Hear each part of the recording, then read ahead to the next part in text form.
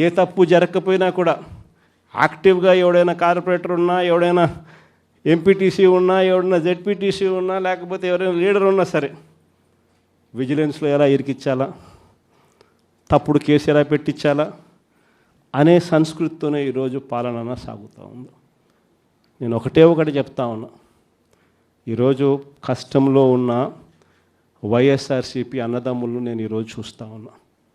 నేను మీ అందరికీ ఒకటే చెప్తా ఉన్నా, మీ అన్నగా, మీ తమ్ముడిగా, మీ బిడ్డగా ఒకటి చెప్తా ఉన్నా.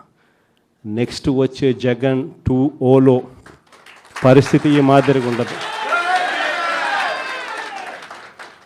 ఈరోజు ప్రతి కార్యకర్త కష్టాన్ని చూస్తూ ఉన్నా కాబట్టి చెప్తా ఉన్నా. ఇంతకుముందు మన హయాంలో మనం వచ్చే టయానికే కోవిడ్ మహమ్మారి మధ్యలో 2019 జూన్లో మనం ప్రమాణ స్వీకారం చేశాం. ఆ తర్వాత ఆ మార్చిలోనే ముగియక మునిపే, ఒక సంవత్సరం కూడా సరిగ్గా ముగియక మునిపే 2020 మార్చి వచ్చేసరికి వెంటనే కోవిడ్ వచ్చింది. ఆ తర్వాత 2 సంవత్సరాలు కోవిడ్తో మనం యుద్ధం చేయాల్సిన పరిస్థితుల మధ్య మన పాలన సాగింది. బహుశా కార్యకర్తలకు అనుకున్న మేరకు బహుశా నేను చేయలేకపోయి ఉండొచ్చు.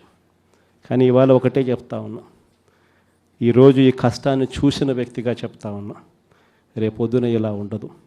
రేపొద్దున జరిగే ప్రతి విషయంలోనూ వైఎస్ఆర్సీపీకి కార్యకర్తే నెంబర్ 1గా ఉంటాడని మాత్రం ఖచ్చితంగా చెప్తాను.